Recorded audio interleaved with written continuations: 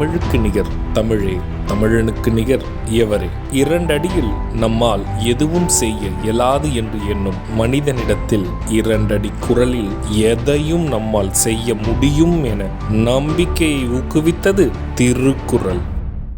வணக்கம் குழந்தைகளே. வணக்கம் பகலவன் ஐயா. இன்னைக்கான குறளை நம்ம பார்ப்போமா? ஓ, பார்க்கலாமே. சரி, பாடத்துக்குள்ள போலாம். இன்னைக்கான குறள் அதிகாரம் 79, நட்பு. குறள் எண் 788. உடுக்கை இழந்தவன் கைபோல ஆங்கே இடுக்கண் களைவதாம் நட்பு. ஐயா, நீங்க சொன்ன இந்த குறளோட பொருள் என்ன? இதுக்கான பொருள், உடை நெகிழுகின்ற நிலையில் உடனே அதை சரி செய்ய விரைந்தோடுகின்ற கை போல நண்பருக்கு துன்பம் வந்த உடனே சென்று அதை தடுத்து உதவுவதே நட்பு ஆகும். இதுக்கு ஒரு உதாரணம் சொல்லுங்களேன்.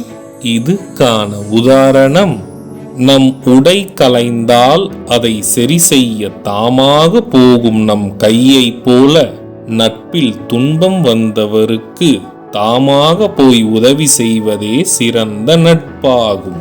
நான் சொன்னது உங்களுக்கு புரிஞ்சுதா தீரன், இலக்கியா?